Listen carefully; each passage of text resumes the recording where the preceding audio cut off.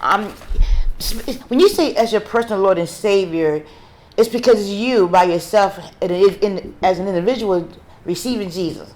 Not everybody around you, not everybody in your family, because it's an individual walk with Christ. It's an individual relationship with Christ. That's why everybody have to pick their own cross up and receive Jesus for themselves. We all natural, need super, not the man. God's plan comes together no matter the weather. Trust in him, believe in him. Because of him, we can do it. Come together like a unit. We all natural, need super, not the man. God's plan comes together no matter the weather. Trust in him, believe in him. Because of him, we can do it. Come together like a unit. What's up, everybody? I'm Joshua theSavior, and this is my mom, Vivian. Hi, Vivian. And today, this is our first episode 1 of Hands on the Bible podcast. This is a family ministry that me and my mom wanted to start, something that we wanted to be obedient to the Word of God. So we're going to be very true as believers to put these episodes together and just be very strong in the Word. Yes. All right? You ready, Mom? Yes. All right, so first episode today, as we get started, is going to be living a stress-free life.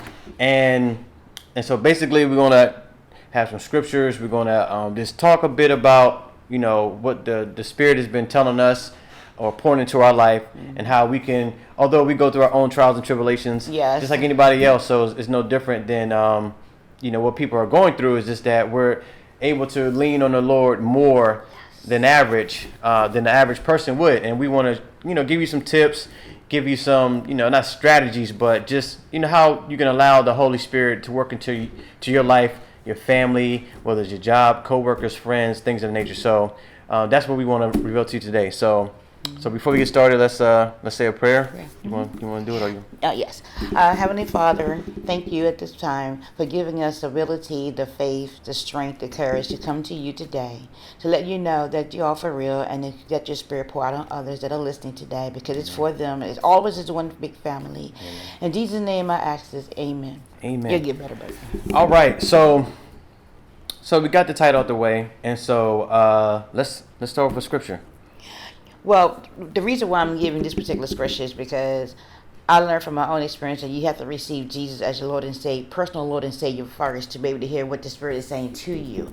And because of that reason, we need to go to Romans 10:9 through 11. And it's in the scripture. I like to read it out of the Bible because it'll show you that we're actually reading from the Bible and not just talking off the top of our head. Mm-hmm. And because I have these glasses I got.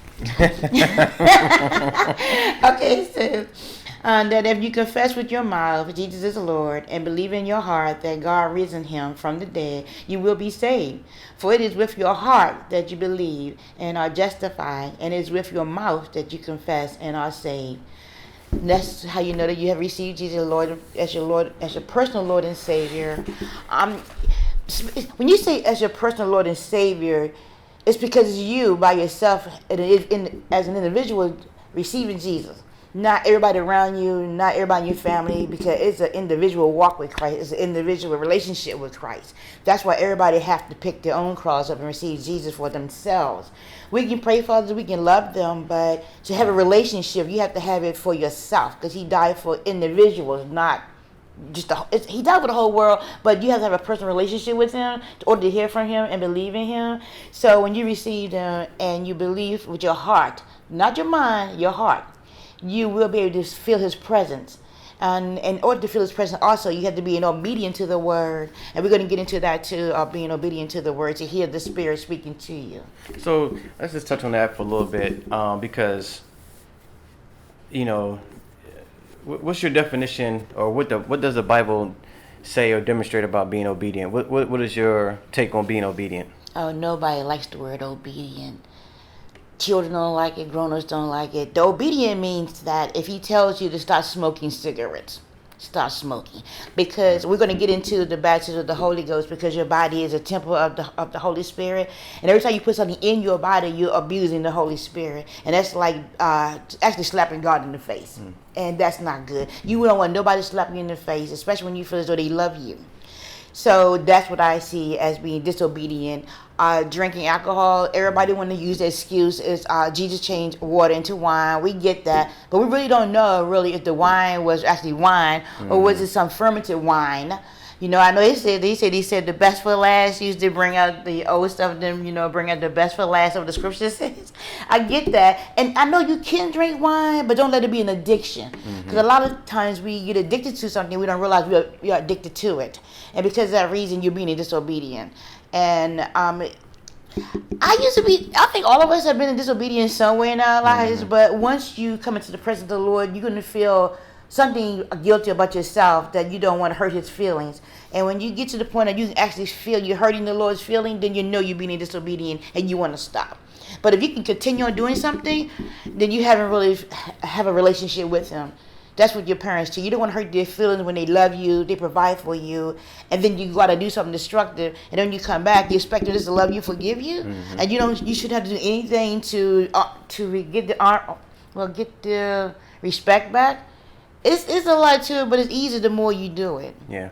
Now, I know for me, just speaking on that being obedient, that's one of the things that I know that a lot of folks don't, like, I'm giving up something to serve God, but you got to realize what you're gaining with that. We all have our issues and we all have sin and we continue to sin, but the conviction of the Lord is what is going to carry you through this lifetime, that you don't want to cause any harm. You don't want to cause harm to yourself. And I know, as for me, a person that that dibbled and dabbled in certain things in life, like drinking or like smoking, I look at it for myself like I wasn't a person that had an addictive personality. So when I was, going out and drinking and stuff like that, I didn't never feel like that. I was using it to escape something, or I was thinking that it's going to create a better life for myself. For me, honestly, it was just like, okay, I'm doing this recreational, and I can easily just,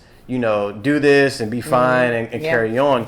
But, I know with certain addictions, it just robs you of time. It robs you of like, there's other things that you could be doing productively. And like my mom said, is from what we know and what we read and when we meditate, anything can become an addiction. Yes. It's just not. I know that the church like to use the harder of the sins, which is drinking, smoking, sex, and stuff like that. But man, I mean, you start digging down to just having hatred in your heart, or having unforgiveness, or even to say gluttony, eating too much. Like anything of excess is going to be a sin. So I know we harp on the drugs and drinking because you can actually see that on a person, and it alters your thinking a whole lot more than you eating. Yeah. So we're gonna harp on that because you can. It's noticeable to know someone is drunk, but how noticeable is it if someone has hatred in their heart? Right. Because they can smile on your face and pretend, and still don't have love in their heart. And so that's really what this whole thing is about being obedient. You can't do one thing without the other. You can't do a multitude of things and expect for God to be into your life. And so for me, this being obedient is like, as we're going through this journey and you're trying to figure it out, what your calling is and what God wants from you, a lot of the stuff you're going to start backing off of, because you do want to do right. You want to feel like that you're honoring the Lord. Yes. And if you are smoking cigarettes, if you want to smoking 4 or 5 cigarettes down to 1, then you made a huge accomplishment. Yes, congratulations. Cutting any type of addiction, cold turkey, it's going to be hard for anybody. And that's why, from personal experiences, we know that just going cold turkey may not be immediate strategy. No, that's not going to and just as bodies of believers, as Christians, we're supposed to understand what somebody's going through and just keep them in prayer. I can't beat nobody over the head because they're drinking, because I enjoy drinking, right? And I enjoyed it for a very long time. Me too. So I can't tell you to just cut it cold turkey. I understand that some people actually need to relax. Yes. And it does help. Some people may need it for inspiration to write something or whatever the case may be. So we can't get caught up in, telling somebody how to live their life. Right. You just got to be supportive, stay in prayer for them, and that God will really show up in their life at some point.